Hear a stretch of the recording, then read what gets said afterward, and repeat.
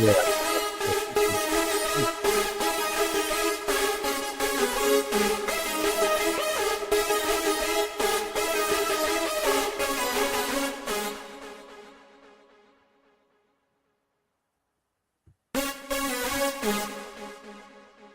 All right, here we go. Sorry about that. um, yeah, and thanks for your patience, y'all. Check one, two, check one, two. I just want to see if the microphone is working.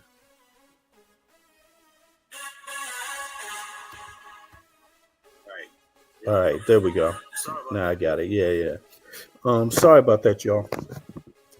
Hope everybody has had a good day. You know, a good day, a good day. I'm certain a lot of people are still having this like PTSD from the election results, and yeah, and you know, also having some continued thoughts because day by day. Hold on, let me turn that off. How do I get it off? Day by day, there's new events happening, political events in the U.S. You know, and it's just on all levels. It's like there's a big shakeup right now in the U.S. and it's a bigger shakeup than people are used to seeing. You know, growing up in the U.S., you know, Americans are used to seeing this back and forth, and that's part of the toxic nature of the U.S. National programs. You know, when it comes to states, how people feel about things, um, and you know, there's always been some testing times. So Americans are used to testing times. You know, Americans are rough like that, but I wonder, are any people really? Does it have to be rough for it to be right? You know, and I think is as tough and as used to tough times as Americans are. A lot of Americans, the working class. I'm not talking about the wealthy or the upscale folks. Let's leave them totally out of it. I'm not talking about the people that don't really know economic struggle or hardship. Leave them out of it. I mean, for the masses of people that actually do, you know, they're tough, but unfortunately, the government, um, the current government, and the government that is coming in has not really addressed the people. And what I mean by that is that news is reporting the disaster, the political disaster. The news is warning people hard times are coming. Um, Experts are warning people hard times are coming, and they're warning people using the same tools as they use for everybody, right? Science, the latest methodologies, the most clear methodologies, you know, and you know, so Americans are preparing. They're thinking about that. That one message has gotten into people's heads. And at the same time, the other message you get from MAGA is we're going to cut services. We're going to cut this. We're going to abolish that. We're going to send. You don't hear them talking about anything about helping people. Not yet.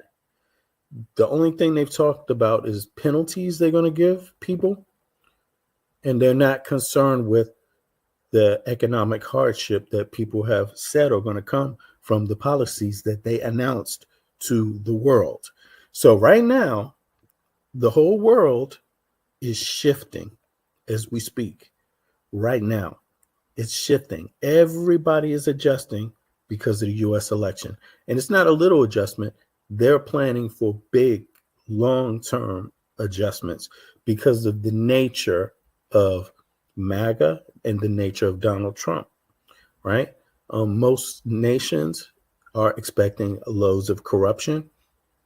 They're expecting hostility from the U.S., particularly allies, people that have been, you know, working with the U.S. They're the ones that seem to have the most to fear from Trump's policy because Trump has not made it clear at all what he plans to do to work with allies. And he hasn't announced at all what he plans to do to address the American people's hardship. That's, that he claimed. He's the one that claimed it was screwed up. So he could start cutting, demanding. He could say, I'm cutting you a check on day one. That's what Donald Trump could do. But everybody else has been hearing the emergency message go out. And I would have to say it's definitely true. It's something coming.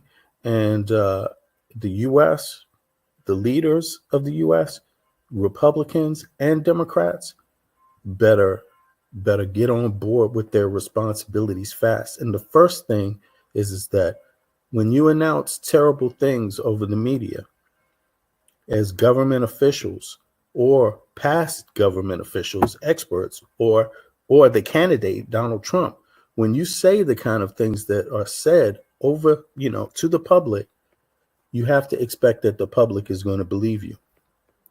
And you have to expect that the public is going to take on that bad news that you've brought them, and it's not only Donald Trump, it's everybody. And so the news that's been presented by Donald Trump, the news that's been presented by the experts regarding the economy, security experts, security, worried about, is the country safe from internal spies? Secret telling. Is Donald Trump going to sell out the country? This is literally what the military is sitting down meeting right now. And all of the allies are watching that happen. They're watching it happen right now. And they're adjusting. They're not announcing it, though. But they are. You hear some news. You hear them commenting. But let me give you my little breakdown, and then I want to shift to something positive that I think I would like to see some people do. But check this out.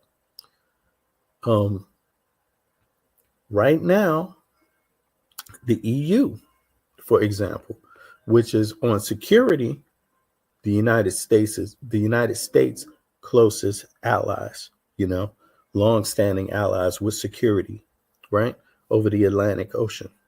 Security, NATO. North Atlantic Treaty Organization, right? So I think that's what it is now. But right, that's security is a big question that people have right now. It's really wild to hear. In modern times, you don't hear about this from many nations. You don't hear, not first world nations, not Western nations, and not first world nations, not industrial nations, not on the first world level, not Western. You don't hear of the military being so worried and the security apparatus that they have to meet to discuss how to deal with a president like Donald Trump, because they've never had to before. Not any of these people. There's no record of that, really. There's never been a more hostile president, and there's never been one that has threatened so many things, to do so many things, like disband so many institutions, let alone the fascists. They've already basically called him a fascist. So the world is watching. The world is adjusting. But the U.S., inside of the U.S., I feel so sorry, actually, for people, because it's bullshit, to have to struggle, pull things together every time the hard times of the government throws some bullshit on you, or some, just something, right, doesn't go right. It's not like, Americans, they don't get, it's not often they get a leg up all the time. I mean, maybe they have from the Dems. I would say they've gotten a leg up under Democratic leadership. People that live in those states, but they still suffer the effects of the federal government, the overall situation, and not just the federal government, but guns, for example, gun proliferation. There's guns everywhere. even in places they're not supposed to be, right? Yeah, basically. And so that basically has a toll and takes over. So every place has guns now because, if you're going to have them proliferated in your neighbors, it's in in the surrounding regions, then what are you doing in your own region? It's sad, but that's how things go. But for the most part, Dems have been very progressive. But as you've heard, the so-called government that's coming into power now is an extremely hostile, threatening, openly laughing about harming people, laughing about taking away people's health care, laughing about a hostile environment. So that's a strong indication that, if it proceeds that way, then, there's going to be a lot of problems in the US, because sending out that kind of message from the top has a way of coming down to everybody else. So I hope the state representatives do what they can to isolate themselves from Donald Trump and his government, his regime, right? Um, I hope that they do in terms of preserving our constitutional rights as American citizens. But, you know, yeah, that's all you can hope for. And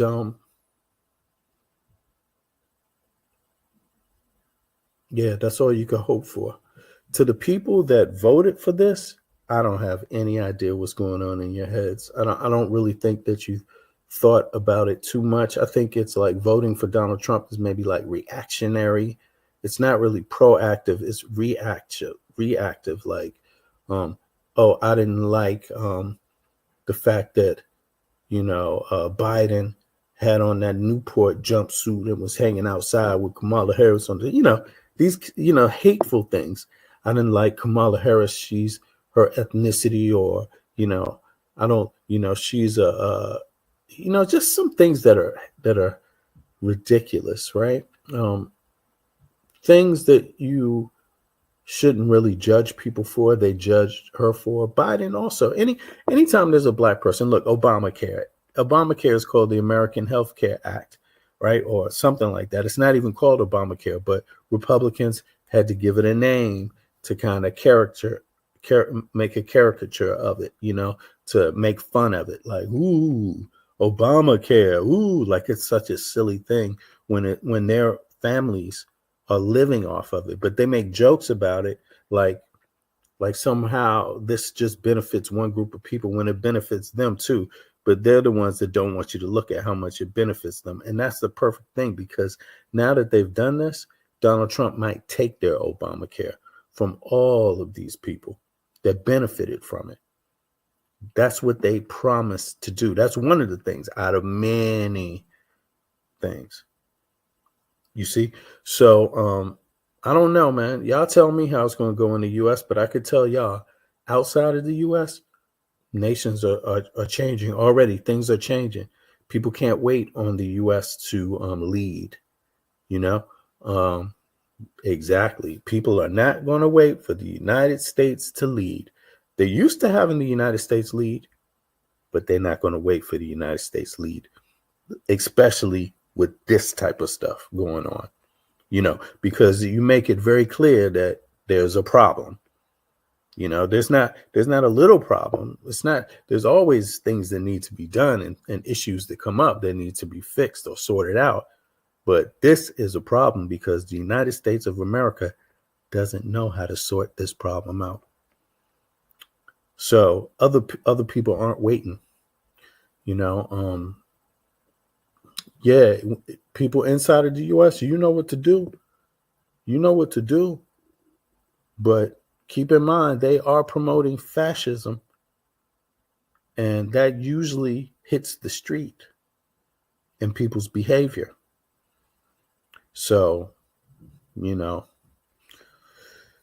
yeah, Now let me go over to something else real quick. Is this brother Michael Imhotep reparations? Now check this out. Everybody should check out his channel. He has a nice channel, and he's been consistent for years. He's been consistent for years, Michael Imhotep, right? So, especially with this African History Network, right? He's been on it for years. Now, let me put this in the chat. I didn't even activate the chat, but let me see. Let me put this in the chat. I'm activated now. Here we go.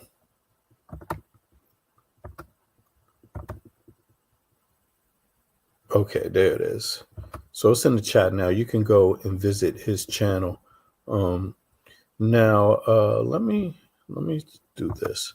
Now, here's an issue that I do. There's something that I would like to see the people, the black folk that dissed Kamala Harris, y'all folk, you folk that diss Kamala Harris, specifically you all, and the ones that didn't spend all your time dissing Trump.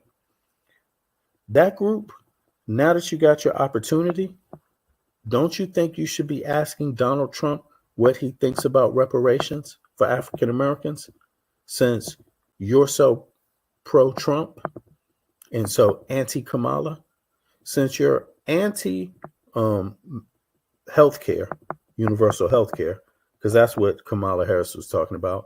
Since you're anti-elder care at home, elder care is when your elderly people, your parents, your grandparents get to stay home instead of go to a elder's home with a bunch of old people. They get to die at home, meaning that your insurance, the health insurance comes and brings some of the things you need at home for them to have their facility in their bedroom instead of in the hospital with other people, strangers. You see what I mean? You should look into that. A lot of countries have that. We have it here where I am. Yes. And we have it for disabled people, handicapped people, all kinds of people, and the elderly. You see what I mean? So this is something that the MAGA people that hated Kamala Harris did not want. They didn't want Medicare.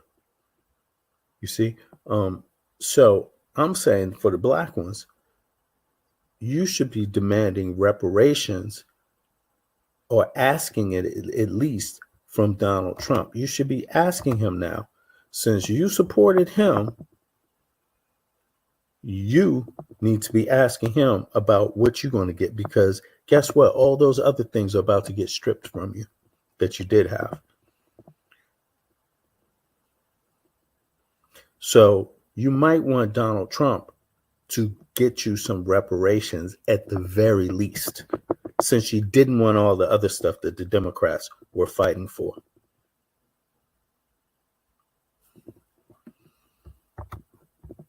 Broke out among newly freed black people, and Juneteenth was born. Read this article from history.com, website of the History Channel. What is Juneteenth, slavery in Texas? Okay, now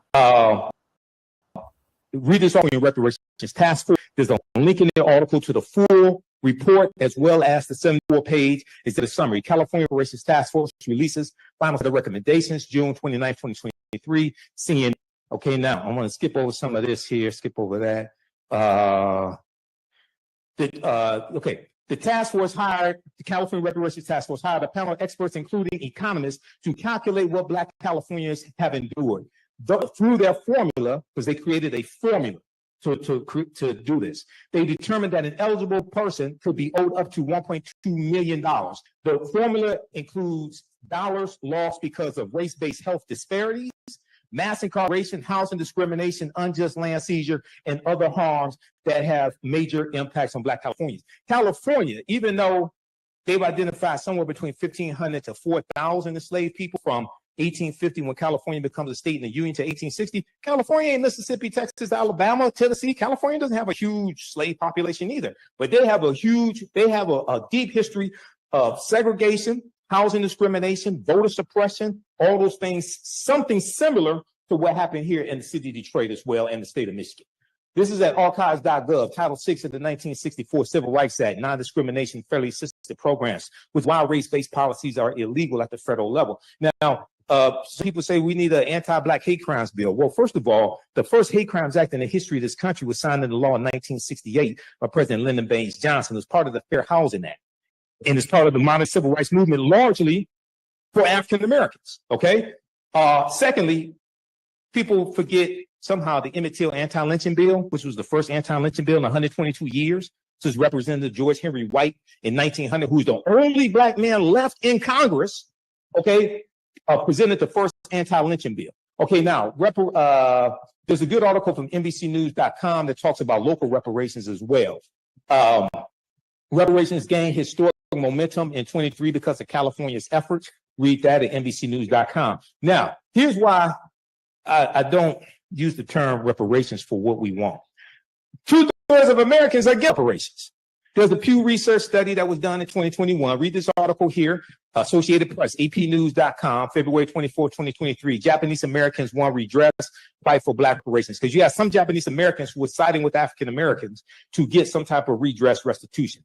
Only 30% of U.S. adults surveyed by the Pew Research Center supported reparations for slavery in some way for descendants of formerly enslaved people, 77% of whom were Black Americans, surprise, surprise, surprise. Support among Latinos and Asians were 39% and 33% respectively, and white Americans had the lowest rate of support at 18%. I think a lot of them watch Fox News.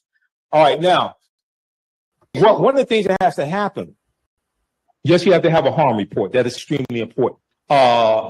But two, now see, I like hearing, I'm just playing this segment because Michael comes with a lot of data. So, that's exactly what we need, essentially. And he's making some interesting points about reparations, up-to-date points, not old points made 20 or 10 or 5 years ago. It's up to date, and he keeps his data up to date.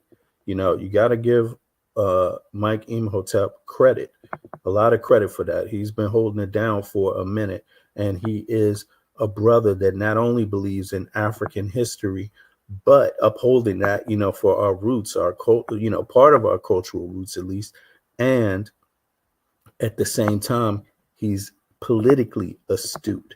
He votes. He understands the power of the vote, at least as a tool. Okay, the same tool everybody else is using, right? Until we're gonna find out what happens when Trump gets in office, because maybe he don't want you to have a vote, because that's what he said. It might be the last time you have to vote, something to that effect. Not verbatim, but something to that effect. He's made those kind of statements. But let's listen. And I deal with this in my presentation. Focus on structural inequities as opposed to just focusing on slavery, because present day structural inequities are the legacy of slavery. You have to deal with the laws and policies that were put in place that brought you to where you are and inflicted the harm. You can trace that back to slavery, Jim Crow, segregation. But many people mean well, but when I hear people keep talking about slavery, I'm like, have you studied history from 1865 to like 2024 and what was put in place? Show how these policies are beneficial for everyone, not just African Americans, since most of the people that got a vote on this, especially at the state in this legislature, okay, at the full level, most of the people got a vote on this are not African Americans. So when you can show how these policies are also good for Americans, because policies that are good for African Americans are good for America in general, period. Okay. Now, last piece of evidence. Read this here, and I'm gonna sit down and shut up. Now, so again, it's clear. You got some African Americans that say they want reparations or something to that effect, whatever you want to call it, right? And then you have another dynamic that's saying, don't vote for the party that wants us to have equity, inclusion, politics, that doesn't want to look after slavery to the inequality that existed, that comes from the slavery, not just slavery, but the effects of it still live on, so what about all those hardships, the policies that came after slavery, Jim Crow policies, all of this stuff, that's after slavery. those are also crimes against humanity. That's what the reparations thing from the UN says also. It includes that. You see? So we can call it whatever we want, but why not focus on the equity part of it, right? And how we've been harmed, and look at the inequality across the board, because he makes a good point, because guess who has to vote on it? Also white folk. So now you can understand when there's been these people approaching Biden and Harris saying, yeah, what about reparations? Or yeah, what about this, that? They're not really understanding what they're saying and the situation that they're saying it in. So therefore they're not politically astute, you see, and that's a big problem. Nonetheless, the ones, Black Americans that voted for Trump and support reparations or believe in reparations, you may as well start asking Trump about it right now, because he wants to take away those things that Dems brought in that were inclusive, equity inclusive. So, I mean, Okay. All right. Anyway, California reparations thanks to Mike Imhotep for the data. Task Force unprecedented. They lay out unprecedented reparation, unprecedented history of 150 years of anti-Black harm. Okay. And if we look here, the California report covers not just the immediate impact of enslavement, 246 years in the U.S., but also the harms of decades of political neglect, finding that there has been sustained damage to generations of Black Americans. The damage has had a lasting effect on the political, economic, social, physical, mental, and cultural well-being of Black people. Now, what they do, they break it down into 12 harms. They tell you in the executive summary and the introduction, it's more than 12 harms that have happened, but they focus on the 12 harms. They lay out the history of what happened, and then the 115 policy recommendations are designed to repair the damage of the 12. Enslavement, racial terror, political disenfranchisement, housing segregation, separate and unequal education, racism and environment and infrastructure, pathologizing the Black family, control over creative, cultural, and intellectual life, stolen labor, and hindered opportunity. So a lot of that deals with prisons, especially privatized prisons, okay? Now, California did abolish prisons right around 2020, okay? That passed the state level. Prisons also, exactly. What's up with the prison system now? I mean, Trump wants to give qualified immunity to police officers. That's a step backwards. That's a clear step backwards, because guess who says by percentage is getting harassed most? By police. Stopped most by police. And I do say harassed because they see you and they assume and they want to stop you and they want to find something. It's like, instead of you actually doing something that they can see and then pulling you over. I mean, this is the cat and mouse game in the US, the rights of the citizen, the rights of the state, and that is state oppression. You see, that's a form of state oppression when you find yourself being harassed by the very people you pay taxes to. I mean, in any case, I'm going to play a little bit more of this and then I'm going to the news. Let's see it. Legislature and signing into law by Governor Gavin Newsom. 10, an unjust legal system. 11, and physical harm and neglect. 12, racial wealth gap. The average 71-year-old African-American Californian has lost $1.2 million over the course of their lifetime. After 2 years of study, the California Reparations Task Force released an almost 1,100-page report that examines the historical atrocities committed against descendants of enslaved African Americans in California and across the United States. We hired 5 economists and public policy experts to help us determine the pure monetary losses of the African American community since statehood. To calculate those losses, the team assessed multiple harm areas, including mass incarceration and over-policing, health harms, housing discrimination, and the devaluation of... We already know that Trump is going to come with something for privatizing more prison stuff. I mean, you already know it's coming. It's just a matter of waiting to hear it. But what we're looking at is a privatization of everything. That's what they said they wanted to do, really. You see? So to deregulate, why would you deregulate? For the private industry. So, again, Black MAGA folk, is this, have you thought about these things?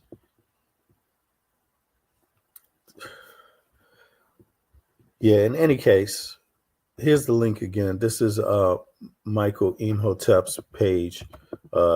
Yeah, so you should check it out. He's got some excellent information regarding reparations and some interesting ideas about it, but also a lot of data.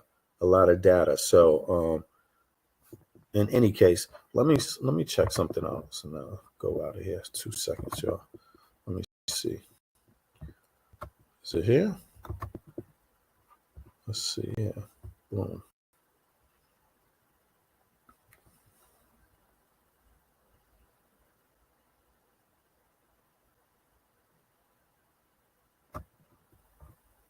What is this? Appointments were to be rare. They are supposed to be rare, and they have to follow specific rules. It has.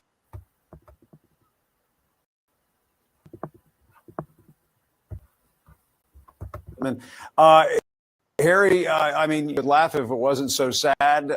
You've been very vocal about your thoughts on the Gates nation. You posted this quote saying, "Count this as the day where the DOJ is concerned that the suggestion, hope that Trump might install extreme, not crazy Republicans who are mortal threats to the rule of law was extinguished." Gates would absolutely win a parlor game contest and name the worst possible AG nominee. Care to expand on those thoughts? Sure. Look, he's not only an awful choice, he's a perverse one. I don't have to amplify everything you heard from Congress. He's designed not to further the essential duties of the DOJ, not even to reform them, but to deliver a kick in the teeth. He is chosen exactly for that reason, to be a provocateur. I just want to say that within the Department of Justice, within the former members of the Department of Justice, Democrat, Republican, very wide, there is absolute distress and horror at the selection and real doubt about whether the Department of Justice can withstand what will obviously an assault delivered by Getz. And look, Trump wants to be sure of loyalty for the slim possibility of being indicted or gone after himself. That is 0.01% of what the Department of Justice does, and the other 99.99% is essential to the Constitution, essential to the rule of law. It's a bottle not just to DOJ, but to our democracy. Yeah, and the bipartisan reaction was pretty fierce. I mean, almost across the board. And we heard from one Republican lawmaker who said Gates does not need to be confirmed because it may be a recess appointment. Can Trump get away with that? I mean, I thought recess appointments were supposed to be rare. They are supposed to be rare, and they also have to follow specific rules. It has to be a bona fide recess and the like. But the last 9 years have been a lesson in all the things Trump can get away with because he'll do it brazenly. The legal answer here, Jim, is it's a gray area, and he may not be able to do it. But just the fact that with 53 people in the Senate, his AG nominee is someone whom he may have to bypass the Senate for to keep the American people from airing the dirty laundry and the great unpopularity that Getz has on the Hill tells you volume about the nature of the choice. Stand by to see if he can make it happen with a recess appointment.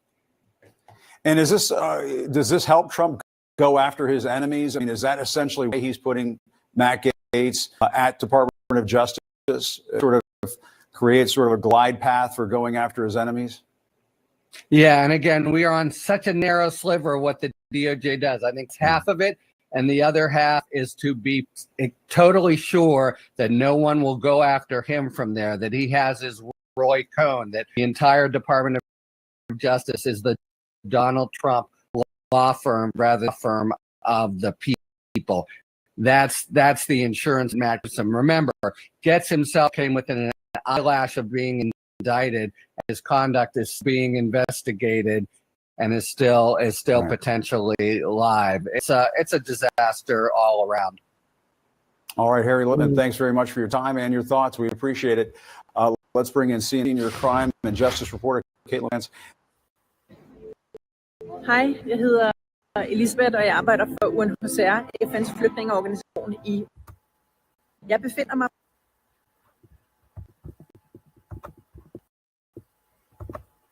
And CNN senior legal analyst Ellie Honig. Ellie, let me start with this nomination of Gates, a sign of dark intentions. Gates, as Gates attorney general, is almost oxymoron. What do you mean by that? It's, first of all, unbelievable, I think, to anyone who's worked in the Justice Department to have somebody of Matt Gaetz's background, just his legal background in the office. I saw our graphic before said limited legal experience. We were being kind with that, Chiron. I mean, there are a lot of people in D.C. didn't know he was a lawyer. I remember talking to people yesterday in politics and media, just didn't know. He practiced for a couple years on a very low basis in Florida. If that's your practice, God bless, but you're not equipped to become the United States Attorney General. He's certainly never been a prosecutor. Now, as to the dark intentions part of it, one of the biggest questions as we 60-some days away from Donald Trump's second swearing in is, will he truly weaponize DOJ in the way that he has promised to? He has a long history of saying he was going to prosecute and then it not happening. But is that different now? And I think the nomination of Gates is a dark indicator that he is serious about it, because that's the guy you would nominate to go after your political enemies. That's exactly the guy. Yeah, I mean, for folks who are saying, oh, it's not going to be that bad, and, you know, maybe Trump has learned from the first administration and he won't make the same mistake. I mean, this is a sign that what he has learned is by having people like Matt Gaetz in there, he can get what he wants. Yeah. And Caitlin Polance, I mean, what do you people at the Justice Department? Because what Harry was saying a few moments ago is it sounds like this is sending shockwaves through the department. Total shock. Total shock. People that I was talking to yesterday were on very large text chains with attorneys at the Justice Department that they knew and saying it was absolute disbelief in the ranks. This is a department that functions in courts across the country. More than 90 U.S. attorneys' offices have career prosecutors going into court every day, prosecuting regular for federal crimes. And this is something that, with Gates having so little experience as a lawyer, not just that, no experience as a prosecutor, no experience trying cases.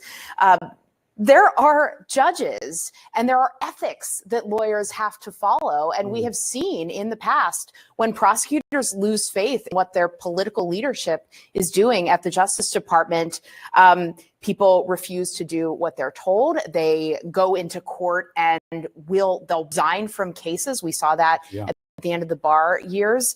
And judges who get mad at the Justice Department, they have to be able to have legitimate arguments. So talk to us, Andrew, about Wall Street's reaction to the selection and selections. Well, look, I was actually at a CNBC conference yesterday where there was a whole bunch of CEOs and investors when this news came down. And I would say up until that moment, so many of them had, frankly, a big grin on their face about where the markets were going, what they thought was going to happen with deregulation, the economy, and all of that. And when it first came across, there were people, including, by the way, myself, but who thought it was a parody account, who literally thought it was they didn't even believe it. And the shift in tone from, wow, we're going to have a great economy,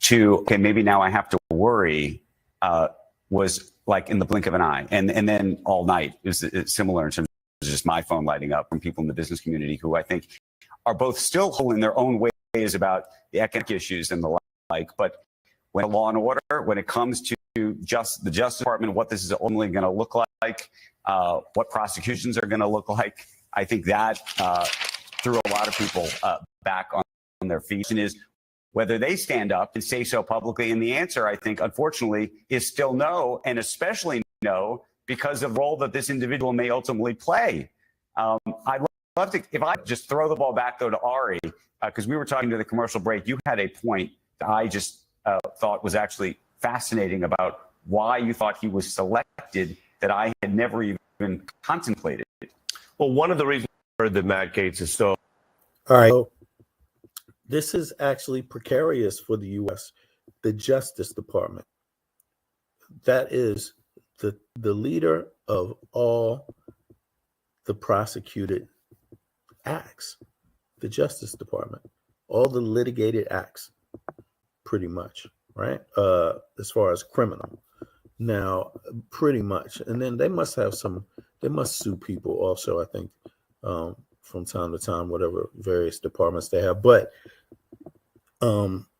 this affects everything.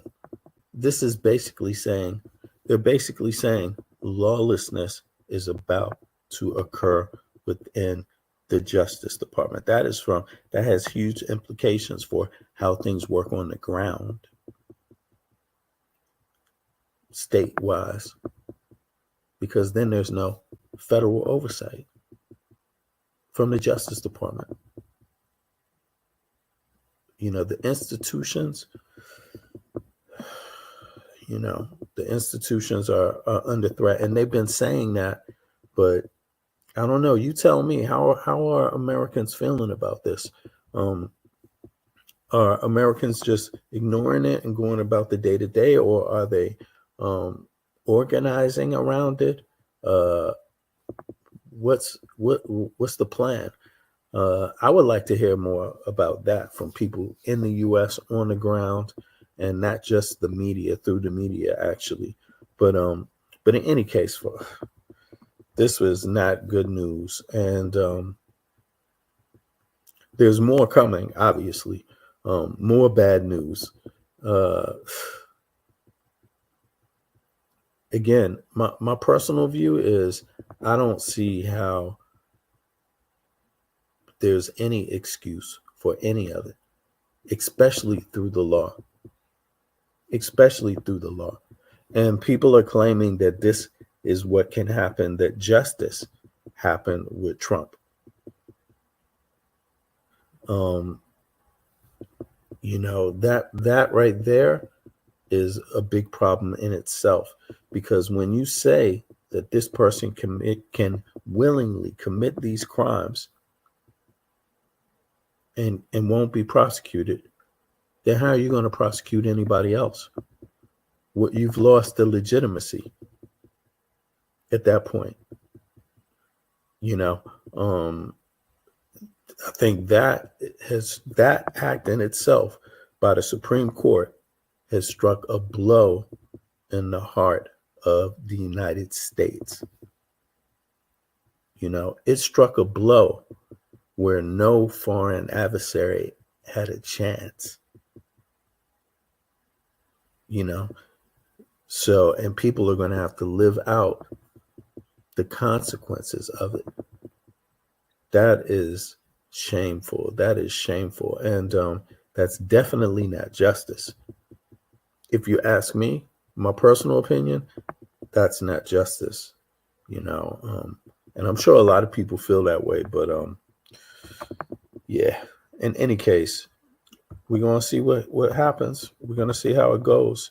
And I really do hope it goes better than what it looks like it's going to go.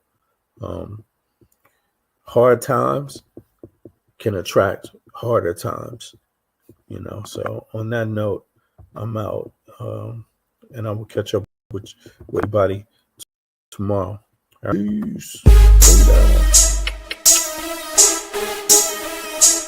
I'm over here.